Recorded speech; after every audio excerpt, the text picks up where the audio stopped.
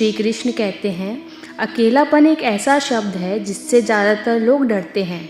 कभी कभी हम अकेले बैठते हैं और मन में सवाल आता है, मेरे साथ कोई क्यों नहीं है, सबके पास कोई ना कोई है, फिर मैं ही अकेला क्यों हूँ। और धीरे धीरे हम अकेलेपन को एक सज़ा मानने लगते हैं।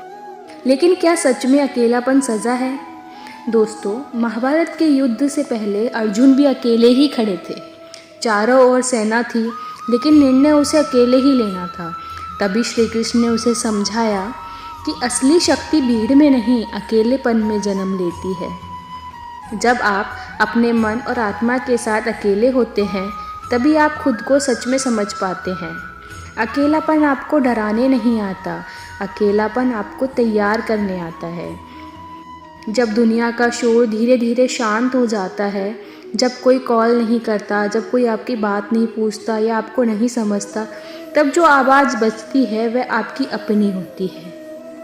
और वही आवाज़ आपको बताती है कि आप क्या चाहते हैं, आप क्या बन सकते हैं और आपको किस दिशा में जाना है। श्री कृष्ण कहते हैं, कर्म करो पर फल की चिंता मत करो।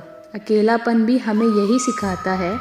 वह कहता है, दूसरों की राय पर अपना जीवन मत टिकाओ, दूसरों के सहारे अपनी पहचान मत बनाओ। अपने कर्म पर भरोसा रखो, अपने भीतर की शक्ति पर भरोसा रखो। दोस्तों, सबसे बड़ा परिवर्तन अकेलेपन में ही होता है, क्योंकि वही समय होता है जब आप अपने डर से भागते नहीं बल्कि उसका सामना करते हैं।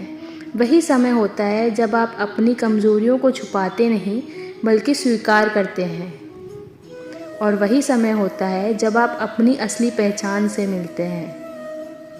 अकेलेपन में आप सीखते हैं कि खुशी बाहर से नहीं आती। कोई इंसान, कोई तारीफ, कोई भीड़ आपको हमेशा खुश नहीं रख सकती। सच्ची खुशी भीतर से ही आती है। जब आप अपने साथ रहना सीख लेते हैं, तब आप किसी के बिना भी अधूरे नहीं रहते। अकेलापन आपको कमज़ोर नहीं बनाता, ये आपको आत्मनिर्भर बनाता है।